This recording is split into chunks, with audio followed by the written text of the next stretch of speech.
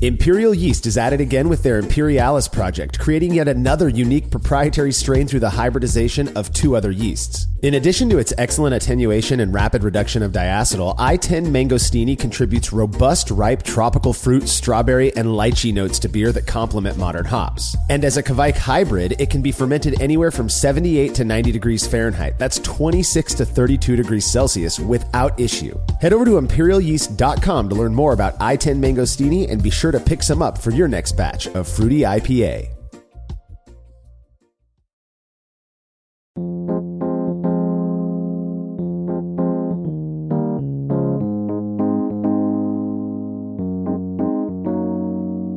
While Jordan Folks is fairly new to Brewlosophy, having joined as a contributor earlier in 2023, he is no stranger to brewing. In fact, it was almost 5 years ago that Jordan sent me a bottle of his Brut IPA to share with my friends, Jersey and Tim. Then we ended up meeting up in person during a conference at some point, and he's always been super interactive with us, which has been much appreciated.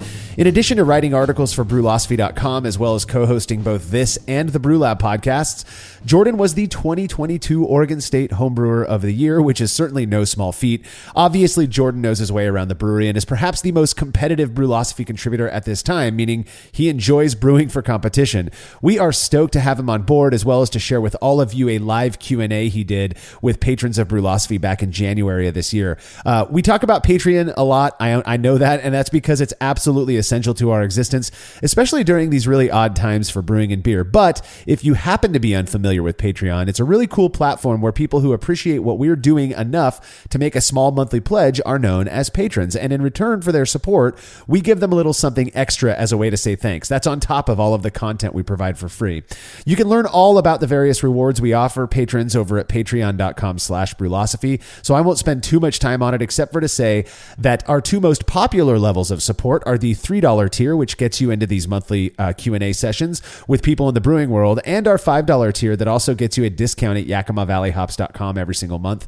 Past Q&A guests have included folks like Russian River's Vinny Chilurzo, The Alchemist John Kimmich, and a bevy of homebrewing all-stars like John Palmer, Gordon Strong, and Jordan Folks. What's rad is that the exclusive nature of these events means you're guaranteed to have your question answered by these brewing heroes.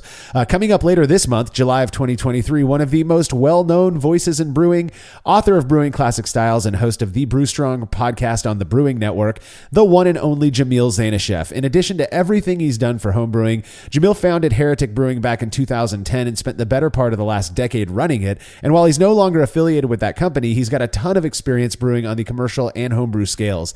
If you want to be a part of this awesome session, you have to make your pledge at patreon.com/brewlosophy no later than Friday, August 28th, 2023, as Jamil's going to be taking questions that Saturday, the 29th.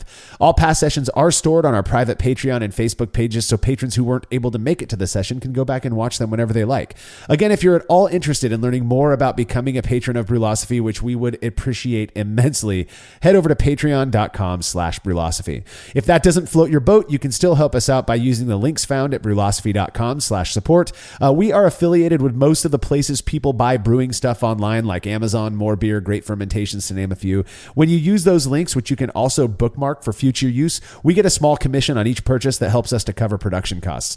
Finally, if you wouldn't mind letting us know what you think about this show by leaving a rating and review in Apple Podcast or wherever it is you listen to podcasts that allows you to leave those reviews, we'd really appreciate that, as well as it helps folks who may not have heard of us yet to more easily find the show. Feedback is brought to you by Clawhammer Supply, who are known for their incredible all-in-one electric brewing systems. I've brewed on both their 120 and 240 volt systems, and I'm telling you, these things are legit. Efficient, easy to use with a small footprint. You will not be disappointed with one of these units. Plus, the guys behind the company run an amazing YouTube channel, which you can find by searching YouTube for Clawhammer Supply. If you're in the market for electric brewing gear, or you just want to get into something that's a little bit simpler, like a brew in a bag setup, make sure to check out what Clawhammer Supply has to offer at clawhammersupply.com. And don't forget to let them know Brewlosophy sent you when you're checking out. That's clawhammersupply.com. Listener Tom Tobiason wrote in with feedback after listening to episode 280, where Jordan and I talked about quick sour methods. Tom says, as someone who works in an ICU as a provider, the episode on quick souring gave me another reason to be on bad terms with Enterococcus fascium. In already immune-compromised patients, it can be extremely pathogenic and antibiotic resistant. The same goes for Acinetobacter, I guess, usually Baumannii, and Clostridium species. So much so that some units occasionally need to be closed for decontamination, which, with that said, I think I'll stick with Philly sour even after adding a pound of dextrose didn't make it sour enough. Tom, I'll have to take your word on the dangers of some of those microbes, as I'm nowhere near an expert, but it does seem like a decent idea to stay away from the ones you mentioned if they can cause the issues you mentioned. My word. I'm honestly not even sure I've heard of any of those, or if they're included in lab cultures or not. I think I mentioned on that episode 280 that I've never used Philly sour or sour VCA for that matter myself, but I've had beers that others have fermented with those strains, and they haven't really been nearly as acidic as, a sour that was soured with bacteria. But they're definitely more tart than standard beer, and it's kind of a nice balance. I've really enjoyed the beers that I've sampled fermented with Philly sour and sour VCA, but I do think that you may struggle, at least based on the anecdotes that I've heard, to get that acidity as high as you would, obviously, with the bacteria. So thank you so much for reaching out and sharing that little PSA with us, Tom. If you have show feedback, you could send it to feedback@brulosophy.com or drop us a line on social media. Just a friendly reminder to go subscribe to our newish YouTube channel, The Brulosophy Show, if you haven't already. Since dropping the first episode back in March, we've gained over 15,000 subscribers, which suggests to me that people like what Martin is doing over there, and we'd love to have you join that group as well. Martin covers a lot of the same stuff we do here, like his own experiments, the Hop Chronicles, but he also does some other fun stuff as well. You can find our channel by searching for Brulosophy on YouTube or going directly to youtube.com/@thebrulosophy show. That's the @ symbol followed by The Brulosophy Show with no umlaut. Alrighty, we'll be back with Jordan's live Q&A session with patrons of Brulosophy right after this break.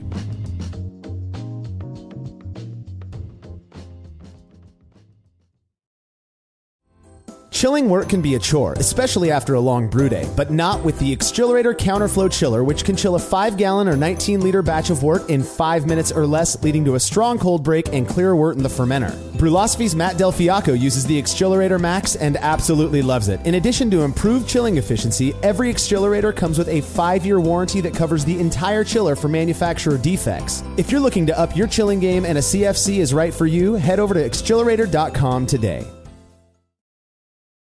As every brewer knows, the best beer requires the best hops, which Yakima Valley Hops provides fresh from the source to brewers around the world, carrying everything from classics like Cascade to modern favorites like Galaxy and Mosaic, as well as other ingredients and gear. Yakima Valley Hops has it all. And don't forget to check out their new podcast, The Late Edition, where the YVH crew goes into depth on our favorite plant with industry experts. Head over to YakimaValleyHops.com now to see all they have to offer and subscribe to The Late Edition wherever it is you listen to podcasts.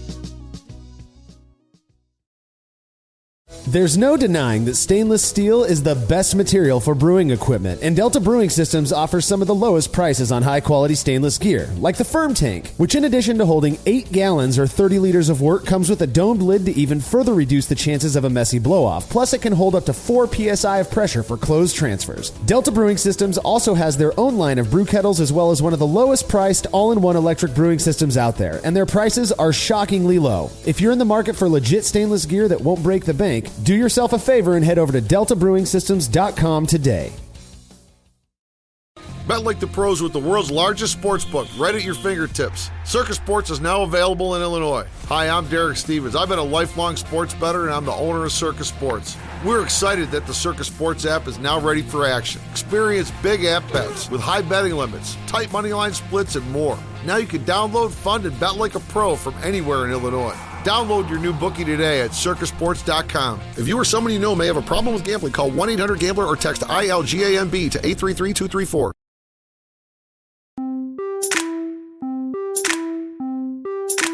Good morning. Welcome to the Patreon live cast. This is Jordan Folks with Brulosophy, and I'm excited to get everyone's comments and questions and dig in. So this is my first time doing one of these, so bear with me as I kind of figure out the system, but I gather your comments are going to appear in the little chat bar for me, and I will answer them as they come through. So just to keep things moving here, I figured I would kind of talk a little bit about my brewing history and how I got involved in Brewlosophy. We can go through some process things, what I do to make great beer. On the latest Brew Lab, I kind of dove into my IPA and sour process. So if anyone heard that episode, I'm happy to answer more questions about how I make West Coast IPA and mixed fermentation sour beer. I didn't really get to talk too much about my lager process, so I will try to dive into lagers as well. Love making Czech and German lagers using traditional methods and traditional ingredients. I've also been a very avid competitive homebrewer, so we could talk about competing, strategy, and kind of the Oregon scene here, and my recent state championship win. So I'm seeing chat items come through. Hey, Eric. Hey, David. Really awesome that we have someone from Franconia logged in. Absolutely adore German beer. And my girlfriend, her brother actually is a Berlin-based DJ. So we go to Germany as much as we can, but we tend to go to Berlin. So I really want to explore more of Germany as well. And we have Paul from Manchester. Hey, Paul. And Eric reminding me, don't forget to scroll. So Paul asks, what is your favorite British brew? And, you know, it's funny, British beers are probably the one style of beer that I've brewed the least. And I maybe like the least. I do like British beers. I just love German beers, American style IPA, a bit more, and so I tend to gravitate towards those more frequently. That being said, British beer is clearly amazing, and my favorite style, that's tough. I had a really good traditional English porter last night from Machine House in Seattle, one of those kind of camera approved or camera-esque breweries in the States, and it was incredible. So I guess if pressed, maybe I would say English porter, but you know, who doesn't love a good mild or you know, golden ale and so on and so forth. So that's a tough question for me. And as a rule of thumb, I'm terrible with favorites. So the more times you guys ask me what my favorite whatever is, the more I'll struggle, I'm sure. But yeah, so questions are coming in, keep them coming. So while you all are kind of thinking about some of the things you want to talk about here, maybe I can talk a little bit about how I got into brewing. So I grew up in Oklahoma City, and there was, and I'm, you know, over 35 years old. So back in the day in Oklahoma City, there was not a whole lot of craft beer access. And, you know, we could get imports, and that was about it pretty much. You know, so Vorsteiner or Samuel Smith and so on and so forth. And I was really into these German and Belgian beers. And so I moved to Portland in 2010 to go to grad school. And, you know, at that time it was the microbrew, you know, capital of the US or whatnot. And I was just totally blown away by the access to amazing craft beer at that time. And so around 2012, my roommate at the time got a homebrewing kit as a housewarming present. And I was like, well, I'll watch, I live here.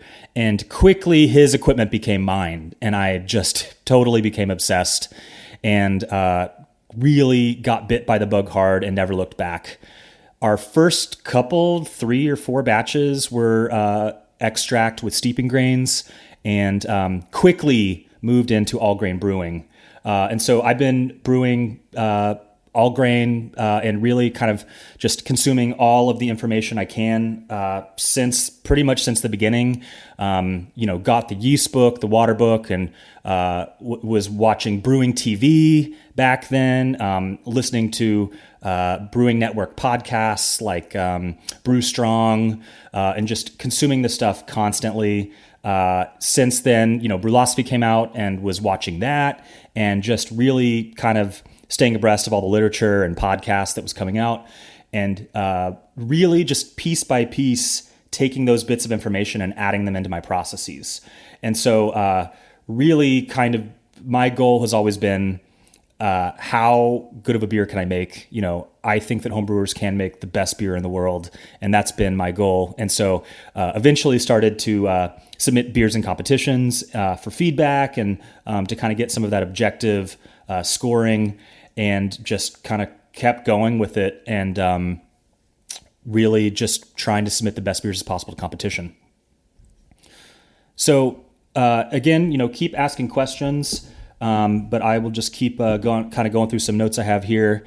So I have been asked how I got involved with the Brew Crew, and it's kind of a fun story. So, listening to the podcast and watching the articles, I saw that Cade was moving to Oregon to do the fermentation science program at Oregon State University.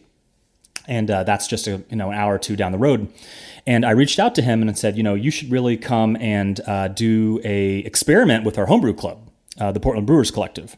And we're a small and mighty crew of 20-ish active members that gather once a month, share and critique beers, and just have a good time learning about process and brewing together. And he came and did an experiment, and I revealed that I did scientific experiments of the sort for a living.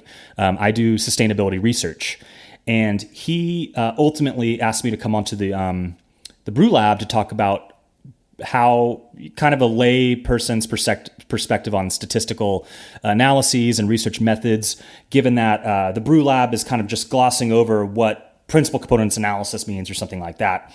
And so that was kind of the beginning of my involvement. That guest appearance turned into a regular appearance, and now I'm a full-blown contributor. So Eric asks, what type of system do I use for brewing? And that's a good question, probably a good segue to talk about my process and setup in general. I'm actually in a bit of a transition period right now. So at the beginning of the pandemic, I got a 55-liter Speedle Braumeister. And at the time, I was really kind of interested in low-dough brewing and wanted to minimize oxygen pickup in the mash to the greatest extent possible. And the Speedle Braumeister has a low-dough kit that was kind of in some collaboration with the Lodo folks. And what's interesting about the Speedle Brewmaster is instead of splashing wort on top through the recirc, it actually pushes it through the middle of the malt pipe and it slowly trickles down the side. So I was really attracted by this low oxygen kind of all-in-one environment. And I'd been brewing with that since 2020. Absolutely love that system. You can't do really too much smaller than 7-gallon batches. So I've gotten really into one of the tricks that I've picked up, and I'm looking forward to testing this to see if I can actually taste the difference, is racking off the cold break. And so you'll have a gallon of cold break after a settling step in a settling tank after leaving the boil kettle. So I will typically end up with maybe 6 gallons at the smallest amount on that Braumeister. And I'm a no sparge brewer. And that's another thing I'm kind of interested in looking at is I've kind of struggled with attenuation without enzyme or sugar. It's kind of hard for me to get too much lower than 10-12. And I kind of am starting to wonder if sparging could increase my attenuation. There was a Brewlosophy experiment looking at, I think, adding water, right, to a wort and kind of diluting it down. And I think they had greater attenuation there, which to me, I think makes intuitive sense, right? Because you're watering it down. And so there's less,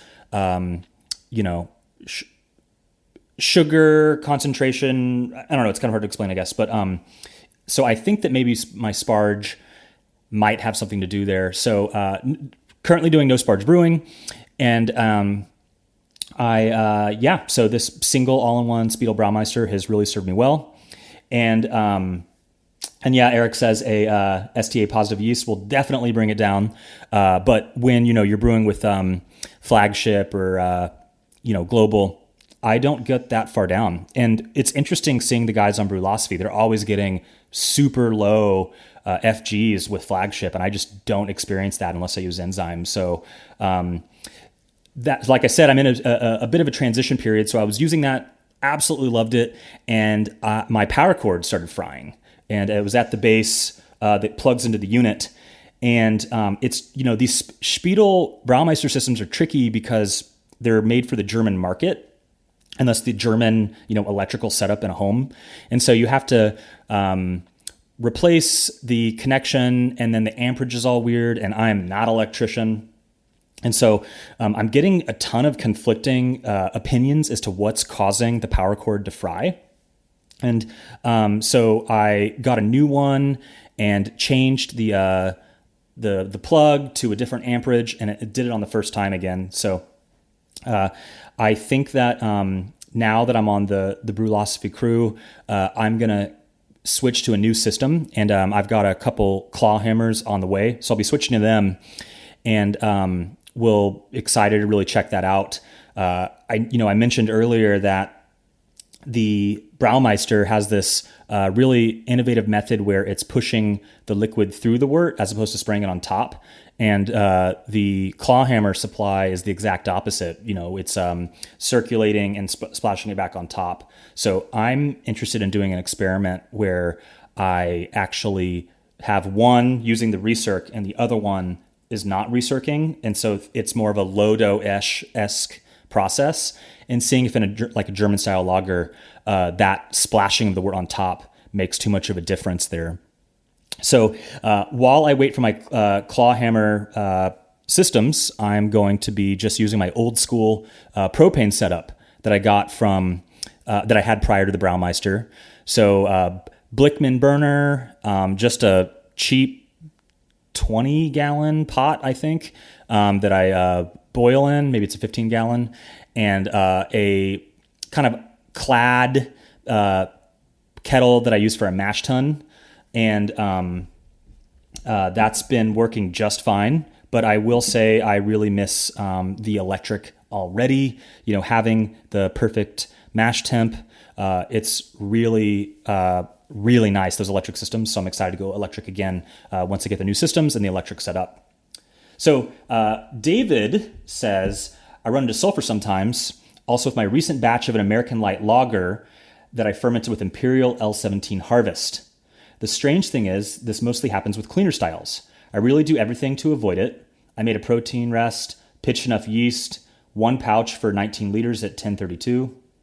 I added Y yeast nutrient. Y yeast nutrient. I ferment in a keg and aerate while transferring with a pump. Do you have an idea? This doesn't really surprise me, honestly. Sulfur is a classic characteristic of lager fermentation. David, I'm curious, what temperature are you fermenting these lagers at? So you're gonna get sulfur in a lager, especially if it's cold fermented. I am a hardcore believer in pitching right and fermenting cold. And in my opinion, a whiff of sulfur is a beautiful thing in a lager. But you definitely don't want a sulfur bomb. So I can relate to that. But I mean, aerating, yeast nutrient, decent pitch rate, what you described, I think that all sounds great. So there's a few things you can kind of think about here. One is you could ferment a little warmer. And I would say, I'm not super familiar with Harvest. I'm more of a Pilgrimage or Fest kind of guy. Those are both kind of seasonal releases, and I'll talk to Imperial or talk to local brewers that are using that and try to use those strains. For a home brewer, the Pilgrimage strain is the Ondex strain, and I don't know that you can really readily get that at the homebrew level if Imperial's not doing it as their current seasonal. And then the Fest strain is available from Y Yeast as 2206. But hopefully we'll see Fest come back from Imperial again. Yeah, they're awesome, and they give us 200 billion cells. But so anyways, I'm not super familiar with Harvest, and I do think there's probably some yeast strain variation there, and that some of those yeast strains on the lager side are going to produce more sulfur. But I think that if you're getting a ton of sulfur pitching at 48 maybe try bumping it up like to 50. I would also recommend a diacetyl rest at the end, and you can hopefully blow some of that off there. I'm a big advocate for kreuzening or spunding, and you will get more sulfur in a capped fermentation at the end there because there's nowhere else for it to go. So if you're getting too much and you're spunding or krausening, maybe try letting that just have a blow off tube all the way through the end of fermentation. And then finally, if you're you're still having more sulfur than you like, you can blast that off. It will dissipate with time, and so Oh, and we say Eric says make pilgrimage permanent. I could not agree more. And I think for pro brewers, they can get it year round, but God, I wish that was the standard strain for them. So keep campaigning for that. But yeah, so if you're having too much sulfur, I think time is going to be your friend there. Longer lagering times that should dissipate with time, but you can also blow that off with CO2. So one of the easiest ways is just put CO2 on the gas post and then, release the PRV and just do that several times. Or, if your beer is clear and you're not going to really mix things up, you can actually blast CO2 through the beer outpost, and that bubbling up and through the beer should help blow off some sulfur as well. Clearly, you're going to need to release the PRV when you do that, but you can kind of blast it off with some CO2 as well. So David follows up and says the last batch he did, he fermented at 16C for 13 days and spunded. He also ran into the same problem when made a cream ale with Lutra Kavik. Now that surprises me. Also the light lager with 30% cooked jasmine rice in it. I definitely got less. It got less with lagering, and I know after transferring to a serving keg, it will be better. Just thought my brewing process might be a bit off. I don't think it is. I think you're doing what you need to be doing. It also could be that you could be sensitive to sulfur. And every human has a different level of sensitivity to these various, off flavors. And maybe we should use air quotes there because one person's off flavor could be another person's, favorite flavor.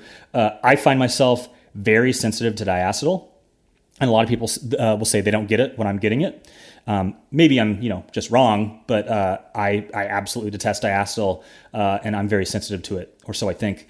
Meanwhile, my girlfriend, she can also taste it, but she doesn't mind it. She's like, buttered popcorn's awesome. Why don't we want that in a glass? So I think that it really it's a personal sensitivity and preference thing to a certain extent.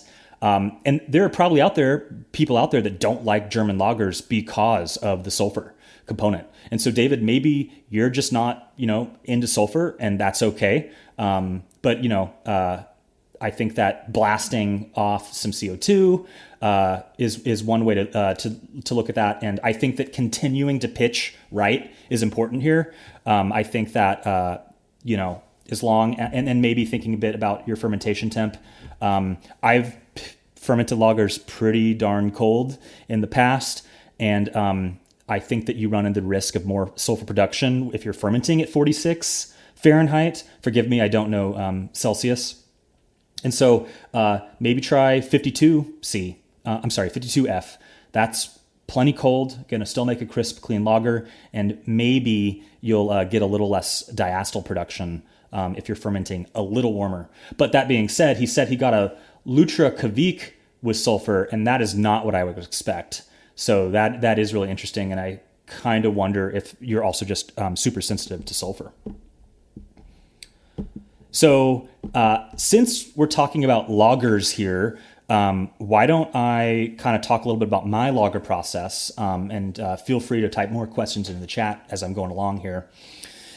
So I don't do the full Lodo process, so kind of breaking that down a little bit. They're wet conditioning their grains before milling in. I don't know if you guys have ever done that, but it's pretty annoying. It just adds yet another step. And so I've only done that a couple times. So I'm not really wet conditioning my grains. But that's what that's what they recommend. You want to underlet your mash. I also don't do that because I just don't really have the setup for that.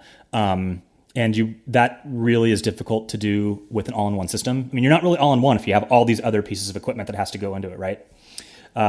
Then they're using the what they call the trifecta, some chemicals, and I think that's Brutan B. It's like vitamin C, effectively an acid, and SMB. And I don't have the vitamin C, so I just use Brutan B and SMB, and I do use that in my loggers. So that's kind of the first thing I'm doing. And the other thing I'm doing is I'm doing a yeast oxygen scavenging method for my water. So I will run filtered water into my kettle or all-in-one the night before, and the math is something like 2 grams of sugar and 2 grams of baker's yeast for every gallon of water. And you put that in, and the studies from the Lodo guys have shown that will scavenge basically all the oxygen and hold for about 24 hours. So I'll do that the night before. And so the next morning, I'm theoretically starting with close to zero dissolved oxygen in my brewing water. So I will then just mill the grains as normal. Don't condition those very often, and mash in, trying to not stir or aerate the wort too much while I'm mashing in. I will add Brutan B and SMB.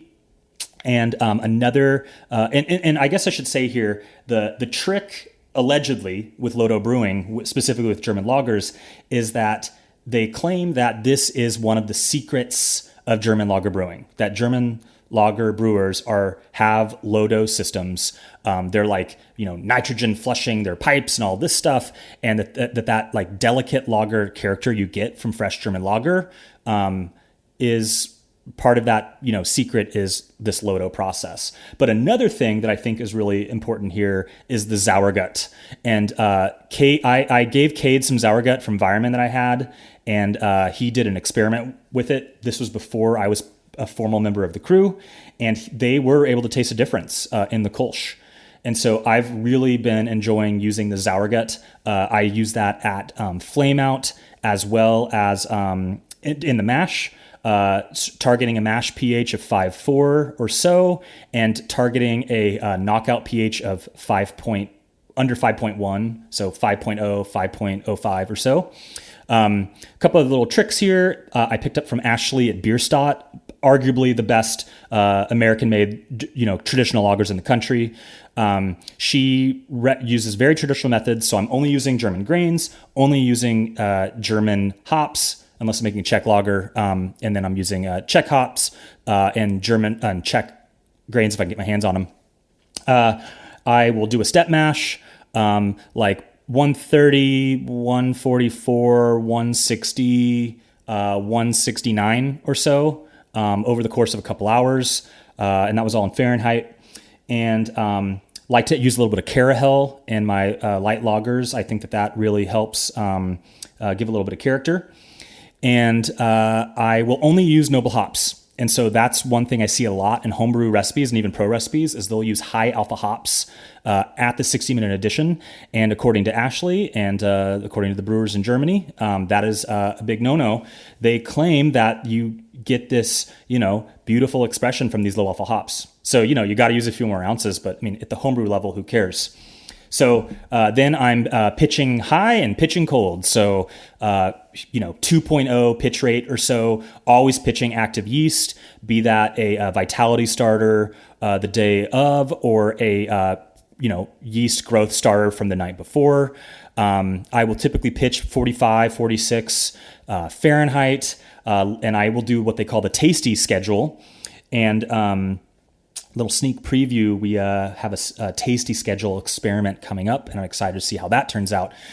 So that's fermenting the first 50% at 48 Fahrenheit, fermenting the second, the 51 to 75% of fermentation at 52, 75 to 90% of fermentation at 57, and then the final 10% of attenuation is the diacetyl rest at that point, and that's at 60 F. And then at that point, I will pull the and I'm fermenting in kegs, by the way. I have a 10-gallon keg that I use for non-experiment brews. I will pull off the gas outpost that I use as a blow-off tube, and I will do the final 10% of fermentation under pressure, which gives me a really nice high twos spunded carbonation level. And I really enjoy the tiny bubbles that I'm getting on spunding. So definitely looking to experiment more with that too. So, and then I will, of course, lager that for a few weeks. And I do use a fining agent. I use gelatin to get that really clear. And then it's time to serve it and crush it. So that is generally my lager process. I'm going to start digging into some of these questions here that were coming up as I was raving and ranting about traditional German lagers here.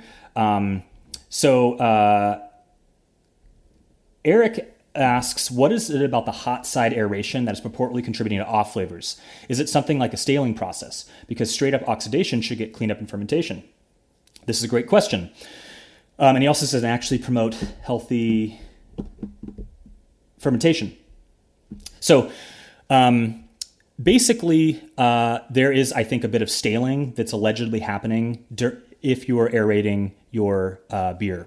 And I will say that I have had some true Lodo lagers where they're, and my buddy in the PBC even has a DO meter, and he like went all out on Lodo one year and was, getting virtually zero DO hot side beers. And it really does make a difference. It's this like crazy rich flavor that like honestly might not even compete well, because I don't think a lot of Americans are used to this flavor. It's really cool, but I think that it is pretty intense, the amount of flavor that happens from this process. And you can actually see wort discoloration if you were to have a Lodo mash wort versus a whipped up one. And so that discoloration is a function of oxidation, so they say. And that basically, yeah, like you said, it's a bit of a staling. So it's not that the beer is gross if it's not Lodo, it's just lacking this extra bit of richness that's just really cool in German lagers like Helles. But my friend did an IPA like that. Honestly, it tastes pretty weird. The Saison that he did like that, kind of weird. And so I don't think that Lodo is necessarily a good thing for every style, but like a Helles, if you can pull it off, it's really cool. So David asked if I was fermenting lagers cold or trying to ferment warm versus cold. I do ferment cold, as I said. I've got an article coming out with my first warm ferment, and I will let you all... you'll have to wait for that article to come out before you can see what I think about that. I've always been doing it cold. I did try the Lutra. It was the Bootleg Biology Kvik Oslo, and I didn't ferment it at like 100 degrees, but I fermented it warmer, and man, that thing came out really clean. So I was very impressed with the Oslo yeast. So you can ferment a little warmer there and get a pretty darn clean beer. And it kind of made me think about how that's actually my recommendation to new homebrewers is just start with Kvik yeast, because they're not going to invest in fermentation control. They're just learning what a mash is. And I think that young homebrewers their biggest flaw is fermentation quality, and Kvik is so forgiving, and especially Oslo and probably also Lutra, I've heard, is so clean. I could see that would be a really good choice for beginner homebrewers that are wanting to make clean ales, let alone lagers, for people that don't have temperature control. More live Q&A with Jordan Fulks when we're back from this break.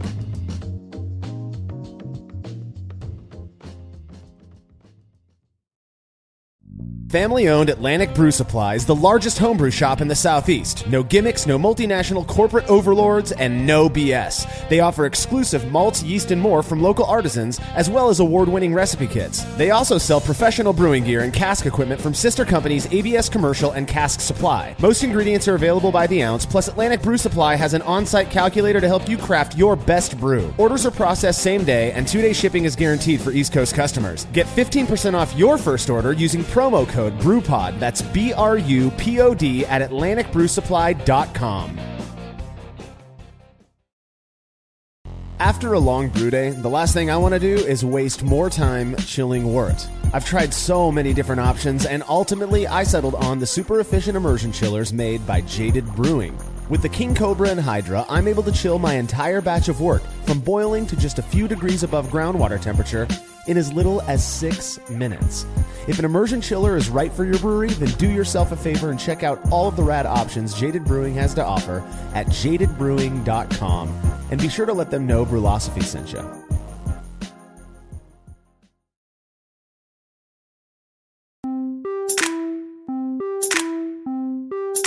David mentions that the brewery Speidel in Regensburg uses sour gut and they make good lagers. Not surprised. Marshall says Bierstadt, Chuckanut, Wayfinder, and Freem all day long. I know Bierstadt uses sour gut. I don't think Chuckanut does. I don't know if Wayfinder does. I doubt Freem does. But those four are truly incredible lager makers, and I'm so lucky that 3 of Marshall's top 4 are in the Pacific Northwest where I live. So Eric says he recirculates but doesn't splash and likes his results. You can definitely make good lager beer, or any beer for that matter, without going Lodo. So I totally agree. But anyone that wants to give it a shot, see, if you can do what you can. I think there's a company that sells a Lodo system for homebrewers. It's like 10 grand or something. So I don't know that you necessarily need to go that far, but doing what you can, it's kind of fun to kind of go down a new rabbit hole, because all of us, I'm sure, are pretty advanced brewers and have tried everything, right? So it's just another thing to play around with. Eric says that Lutra works great at 85F. 90s, it starts to get a fruity flavor for me, but that's okay. But hard to say it's super clean. 70s has this weird lingering slow fermentation that went for weeks. And I haven't used Lutra yet, so I totally believe it. And I have not been a big fan of Kvik beers that I've really had. I think that in a sour beer, it doesn't really matter what yeast you use, but for a clean beer, I think the Kvik is kind of weird, but I was really impressed with the Oslo. It was the best one I've had so far. And David then says that he's been brewing a Maibach with Oslo and a Pils, and they both came out great. So Marshall says, okay, here it goes. Not to hate on Lodo, I just appreciate the breakdown of it as a richer malt character. That's pretty much all it is. And I think more experimentation is justified. Eric says, bout out of hell for a few days, then a bubble every minute for a couple weeks. So I think that's talking about the Lutra. And, that is an interesting thing, how these things, they're supposed to be fast fermenters. Who's to say if that's always the case? Bill Lammers says, do you do small batches, 2-3 gallons? If so, is there a method that favors that size of a brew? Traditional, brew in a bag, short and shoddy, in a way that can be reliably and accurately scaled up? Interesting question. I don't brew small batches in the sense of netting 2 to 3 gallons. And I guess I've done that a couple times, but generally speaking, I don't. But what I will do is do like a 5-6 gallon batch and split it in half. So I think that in terms of small batches, Speidel Braumeister does have a 10 liter unit. It's like a countertop unit. So that would be a really good system for a small batch like of that size. Also, they sell a short malt pipe. And so the 5-gallon system, the 20 liter, you can get the short malt pipe and do that there as well. I know that some of these I'm not as familiar with all the all-in-ones out there, but I know that some of them have a 2 to 3 gallon minimum size. So I think the all-in-ones would be good there. But like you said, brew in a bag is absolutely perfect for small batch brewing. You could get a 5-gallon pot from the homebrew store and use a filter bag and no sparge, and that's 2 or 3 gallons right there. Obviously, extract is a perfect application for smaller brews, and extract can easily be scaled up. And I think that some of the methods I just mentioned, the all-in-ones that allow the smaller batches, you can scale that up within the same system. And I think brew in a bag, that might not be as easy to scale up, because then you need to start having some sort of wrench and pulley system to get the grain bag out as you go from 2 gallons to 5 gallons, 10 gallons, and so on and so forth. I know a lot of people are doing that. I just don't want to install a wrench and pulley system in my house. And so I guess I'm also afraid of all the dripping on the Lodo equation. So I think, but BIAB is awesome for small batches. David says that he uses a system that's very similar to Climber, just modified to German electricity standards, and it also recirculates. I often get asked why the beers I've brewed aren't oxidized, although the wort is getting sprayed through the small hole, talking of Lodo. And I think that that would be a very interesting experiment, right? And like I said earlier. So I'm not convinced that you need a truly Lodo beer to have great lager, but it is pretty fun if you can pull it off. But you can make truly fantastic beer that's not Lodo. And notably, all of the big 4 lager brewers that are making some of the best traditional German lager beer in America that Marshall mentioned, Bierstadt, Freem, Chuckanut, Wayfinder, they are not Lodo brewers. And so, in fact, I think it's Ashley at Bierstadt laughs at Lodo. So that being said, they're incorporating a ton of other traditional techniques like decoction, which I do as well some of the time. Sauergut, they're doing, or step mashes, they're doing cold ferments, big pitches. And so maybe, as Marshall would say, that's appeal to authority, but they're doing something right. So Eric mentions that Speedle has an 8-barrel all-in-one, and yeah, I've seen these. I'm in this the Speedle user forum on Facebook, and there are pro brewers in, I think, pretty much just Europe that have these giant Speedle all-in-ones, and it's pretty comical. In my opinion, it's kind of bizarre to have a system that large using a system that you have to pull the grain basket out, but they do make it out there. David asks, am I doing step mashes? I indeed am on lagers. And maybe especially traditional German and Czech lagers. If I'm doing like a West Coast Pilsner or a Japanese rice lager, I'll just go 148 and call it a day. But the brewmaster at Wayfinder, I went to a lager talk that he did and talked with him afterwards and talking about step mashing years ago. And he actually pulled out a bar napkin and started drawing diagrams for me and talking about the benefits of step mashing. And again, maybe appeal to authority, but I really took his advice to heart and I've been doing that since then. So what's allegedly happening in these step mashes and lager brewing, which again, I wouldn't do in an IPA, but I will do in Belgian beers too. And you'll see the literature recommends that, is the beta step. The first, I do a protein step partly because that means it's less time waiting for the water to heat. So I'll go in at 130 and then we'll hang out there for 5-10 minutes and then start ramping up to 144. And so that first 144 step, that's your beta rest, and that's where you get your attenuation, right?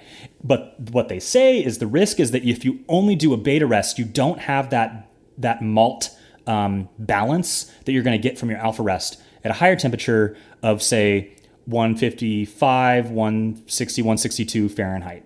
And so by creating those beta short chain sugars, we get the fermentability, which is really important in German lager. I want this beer to be dry. And I will say I do mostly pale German lagers. I'm not doing like Doppelbocks or anything like that very often. Obviously, that's a bit of a different equation. But if you're doing a really strong one like that, you need that good attenuation on the front end in order to actually have a beer that doesn't come out too sweet anyways on the back end. So by getting those short chain sugars, you're giving yourself a good fermentable wort.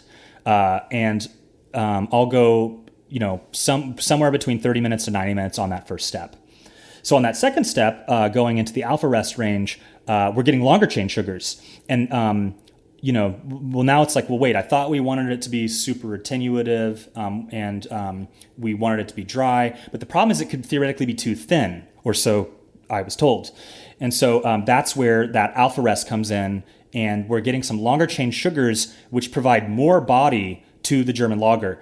Because remember, European lagers, German and Czech especially, we want a big malt backbone, but we want it dry as well. And so it's this kind of like these two things are at odds. And so they say this step mash approach is a good way to balance those two out. So I saw a question, I think, from Marshall back here that I didn't get to yet. He says, what style do you do best with in competition? Sour beer, I think, is the answer to that. I mentioned this in the Brew Lab the other day, but I've got a mixed fermentation program going in my basement. I've been doing this for years. When the sour book came out, I instantly got it and read it and dove, head first in. Fun story. I went to the NHC conference in 2015, and I was in line for the bus for a pre-party, and the guy standing next to me ended up being Mike Tonsmeyer. So total fanboy. Like I probably had his book in my backpack, like on me at the time. I ended up sitting with him on the bus, and we ended up hanging out the whole day together. And really awesome guy. And so I kind of wonder how that experience, further influenced me. But I really wanted to do him right and make really good sour beer at home. And prior to that book, there really wasn't a whole lot of information out there. I don't know if Milk the Funk was really around yet. It definitely wasn't as popular as it is now. And so just really trying to learn as much as I can about sour beer and following all of these methods that I was learning about. And so a big part of that they'll tell you is blending.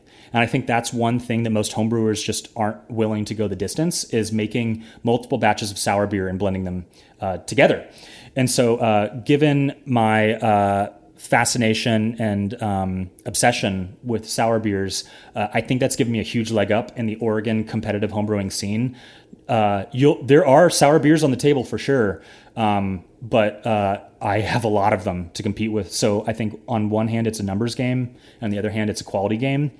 There have been competitions where I win gold, silver, and bronze in American sour category or European sour category. I don't think I've ever won gold, silver, bronze in both American sour and European sour in the same competition, but I have swept these categories before. And as I mentioned in the Brew Lab podcast, people should go back and listen to that previously. Really the trick there is having a diverse blending stock of various microbes, obviously not blending in spoiled beers, which has pretty much never happened to me. I did a true spontaneous beer where I pitched nothing and it just didn't ferment. And so I didn't use that, of course. And then one time I had another spontaneous ferment that did ferment, but it was disgusting. And so I didn't blend that. But, when you're using these micro blends, it tends to make sour beer. So blending that down to get a good pH, I like to target maybe 3.5 or so.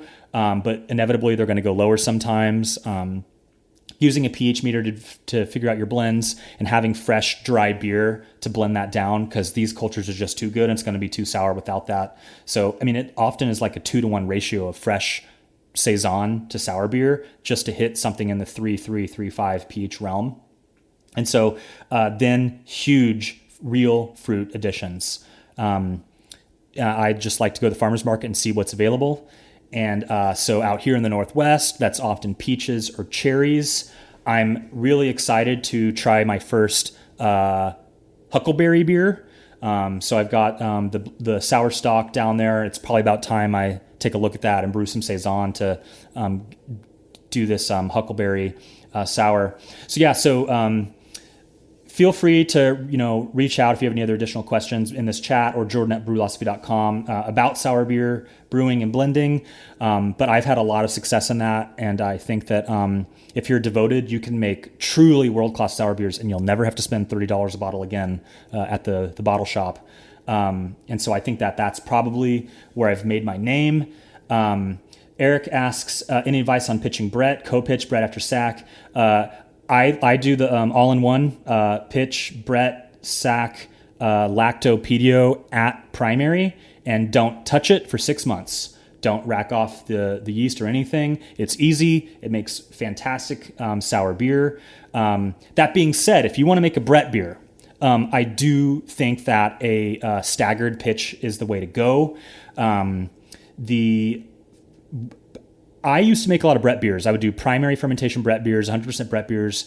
And after a while, I'm over them. They're just kind of weird in my opinion. I think there's a reason they're not really successful commercially.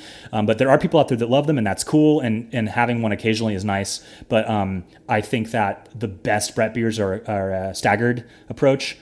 So if you want non-sour Brett beer, I would recommend pitching sack first, and then pitching Brett after primary fermentation has finished. And that can be either in a secondary fermentation or in the bottle.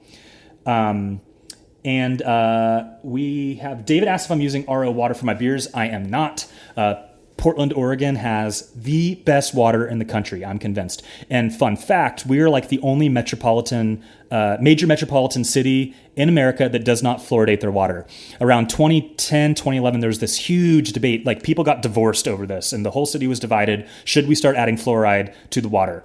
On one hand, obviously, there are health benefits, especially for lower income families that don't have necessarily the same access to dental care. And I totally understand that argument. But on the other hand, if you don't add fluoride to the water, it tastes a lot better. And it's a lot purer and better for brewing. So people claim that that's one of the reasons we have so many breweries here, is because we have such pure water. So no one is using RO in Portland, as far as I know. I don't know if any breweries are using it or any home brewers, because it's basically already RO coming out of the tap. The mineral content is in, 4 to 8 ppm or something on all of the markers. So we're already starting with a super clean slate, and we don't need to use Camden or anything like that because it's not fluoridated or chlorinated, I don't think, and it's so pure. So I travel a bit for my normal job, and that's one thing that's really tough for me is the water, like in a hotel or in another city, because I'm just so used to like kind of pure glacier runoff water, that having these, super chlorinated, fluoridated waters really gross me out when you're, just trying to drink water out when traveling. So I don't need to do that because we have such incredibly pure water here in Portland, Oregon. So what do you guys want to talk about next? We got about 10 minutes left here. Feel free to keep asking questions. So thinking about my process, I think we talked about mashing and fermenting. Maybe we can talk about packaging. So I'm a big believer in there is a proper package for every style, and there's a proper glassware for every style.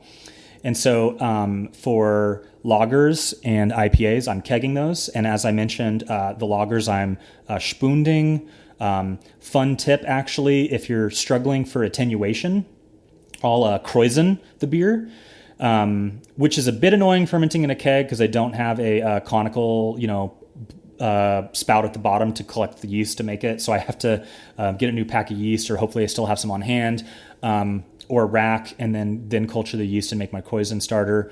But you can actually drive some additional attenuation via kreuzening and still get that those tiny bubbles that we want, and the extra sulfur from a German or Czech lager. I will say that when you spooned, you are probably going to have a higher finishing gravity and opposed to if you had just let it ferment with a blow-off tube, because I think that back pressure does kind of slow down the end of fermentation. And so that's another reason why we want to try to make these things as dry as possible on the front end in terms of the design, so that we can account for it maybe ending a little higher if we're capping. So the lagers and IPAs are going into kegs, which I'm serving on draft as fresh as possible. And Belgian beers and sour beers I am putting in thick Belgian brown bottles, carbing those 3.5, 4. I would also do that for German Hefeweizen, and I like to even kind of match the bottle style. So Hefeweizen have those, German squatty 500 mils. Belgians, I'll do cork and cage and 750 Belgian cork and cage bottles, and Trappist glasses for my Trappist beer. I've got a collection of various German glasses for German beers. I've got Willis, I've got Mosskrugs, I've got Steins, and for the Czech lagers, I've got what are they, Tübingers, the kind of squattier round ones.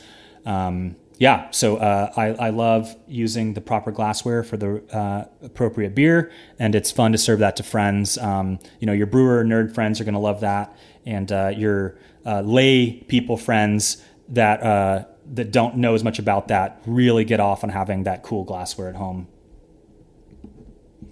David mentions that we've got a competition coming up, and although I've been almost brewing 100 batches in 4 years, I've never competed. It's about New World Munich Dunkel, which is just a hoppy Munich Dunkel. Never heard about that. I'll try Northern Brewer and Callista, but I don't think I'll dry hop because I want to have it as clear as possible. Any ideas or advice for competing in general? So that's interesting. I've never heard of this hoppy Munich Dunkel. I think that Northern Brewer and Callista, and I've never used Callista, but that seems reasonable. And I agree, I would not dry hop it. I don't think that style is going to benefit from it. But in terms of competing in general, I'd say, submit, make your best beer.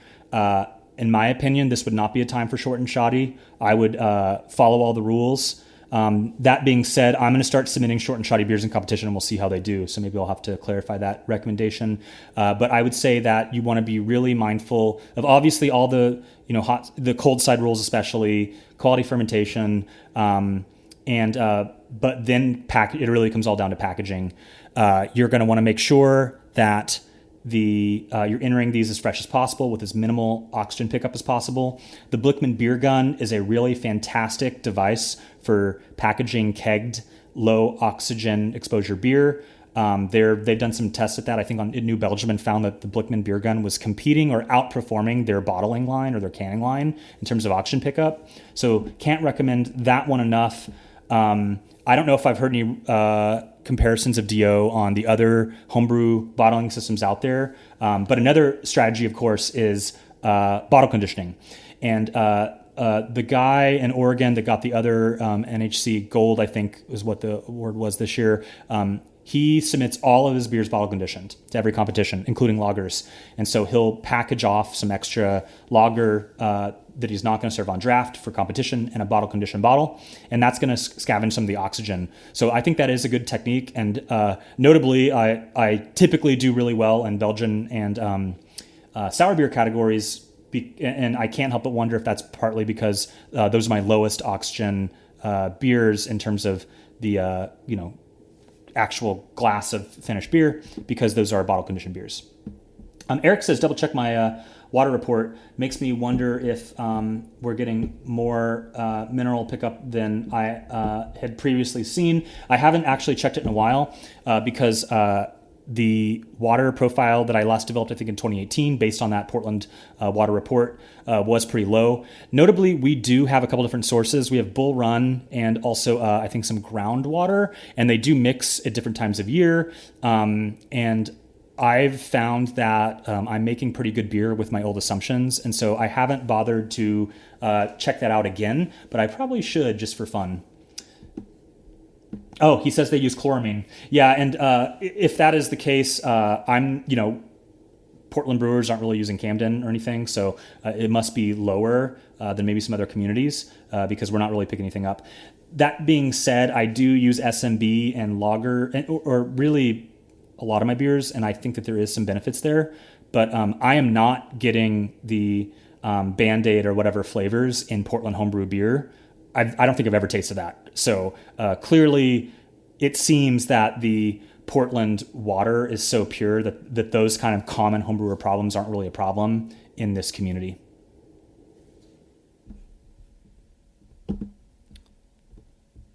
So feel free to ask some more questions as we wrap up here. But I think maybe the last thing I'll talk about is the Oregon State Homebrewer of the Year award that I just received. this award, it's a really cool competition, and I'm curious those in the chat if they know of anything in their communities that are like this. But I know that there are other states that do this. So this organization, at the end of each calendar year, awards the top 10 homebrewers in the state of Oregon. And the way that it works is every BJCP sanctioned competition that happens in the state, as well as those that happen, the national competition, you rack up points for every medal that you earn. And I'm going off memory here, so I would double check the Oshibodi website to make sure you get this 100% accurately. But the way it works is the gold medal is worth the number of entries in the category -1, which is your entry. So if you entered an American IPA in the IPA category, and I don't remember what else competes against American IPA, and I guess it's also gonna be competition dependent. Sometimes they'll put all IPAs in the same category if there aren't enough hazies and like clear IPAs to justify splitting them apart. But for however they combine the categories for the table at the competition, the gold medal is worth all the entries in that category -1. So if there are 20 IPAs on the IPA table and you get gold, you get 19 points. Silver is worth 75% of that, and bronze is worth 50% of that value. The exception being if there are fewer than 10 beers in a category, then only gold gets the points. And then going into best of show, the best of show winner is the number of entries in the competition minus your entry. And I think also minus the category points you already scored for the table. And so if there are 100 entries and, for the sake of ease, let's say there were 10 beers in the category that you won that put you on best of show, then that's something like 90 points is what you would score. The exception being that if it's a really large competition, after 100 entries, you only get one additional point for every 10 entries. And I think that's actually a really fair way to do it because if there was for example, if you won best of show at NHC, well, that'd be a lot of points either way, but like that's what, 10,000, 8,000 points. And so I like that the organizers, that they cap it after 100, that you only get one additional point for every 10 entries, because as you could see, best of show would basically be who wins the Oregon State Homebrewer of the Year every year. And so that was what was really cool about my win, was that I did not win a best of show this year. I had a couple runner-ups, but this is the first time that anyone has won the state title without a best of show. And so I just thought that was pretty cool, that if you just keep fighting, you can win this award without the best of show. But clearly, gold and best of shows are the path to victory there.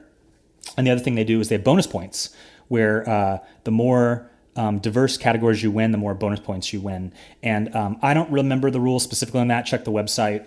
But that also is really important to winning this award in our state. The way that our point system works is having a diverse range of styles.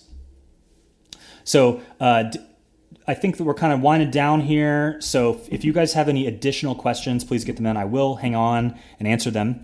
But David says, in Germany, homebrewing is definitely growing, but we only have like 3 competitions, and most of them are not held by BJCP guidelines. They might even take a style like Munich Dunkel and adapt it to their likings, like make it more hoppy. Also, they sometimes say you can't use Kvik, with certain competitions, which is crazy. That is hilarious. I agree with that rule. No, just kidding. Yeah, and I know that homebrewing, especially competitive homebrewing, I think the U.S. is probably the biggest place for that. I know that Aussies are homebrewing. I don't know what the competitive scene is like there, but it's a fairly unique hobby to a few countries. I think it's big in Brazil, and so I'm not surprised to hear that is the case in Germany. And David, by the way, shout out Spiedel Braumeister. It's incredible, and the plug should work in your home without having to do anything. So if you, especially if you can get one used like I did, because they are very spendy, those things rock and are made for the German home. So Eric says, thanks for chatting with us. Makes me want to hate Lodo less. And that community can be pretty intense, to say the least. And so I think that that's not doing them any service. And I'm glad that I can provide some ray of hope in that regard. But yeah, Loto is pretty cool, but it's a lot of work, and I totally would never question anyone for never wanting to give it a try. But if you do want to give it a try, and if you can pull it off, I'm telling you, it really can make the difference. But like I said, maybe it won't compete well because Americans are not used to that extra richness that it contributes. So I think our timing may be coming to a close here. Again, the Brewlosophy email is jordan@brewlosophy.com, so feel free to reach out if you have any additional questions. Always happy to chat more, and we can't thank you enough for your support. If it wasn't for you all, we could not be doing this. And looking forward to my journey. I'm just getting started. And if you have any ideas, please send them my way. I'm really excited to test traditional techniques and also kind of the more esoteric techniques like the sour gut. And other things that are getting really on the nerdy end of the spectrum, and seeing if all these little things that I'm adding to my process that make my brew day longer if actually make a difference. So thanks again for everything, everyone, and looking forward to seeing you all later. Maybe see you at NHC this year. Everyone have a great day, and talk to you later. Huge thanks to Jordan and the many other awesome folks in the brewing world who have taken the time to sit down with patrons of ours and field their questions. These sessions are always a blast, and we'd love to have even more people involved. If you're interested at all, head over to patreon.com/brewlosophy to view all of the rewards you can get for helping us out. And don't forget to subscribe to the Brew Lab, where host Kate Job takes you into the lab with brewing professionals to discuss the fascinating work they've done on our favorite beverage, with every other episode featuring Jordan Folks as well. And remember to head over to brewlosophy.com to stay current on everything we're up to.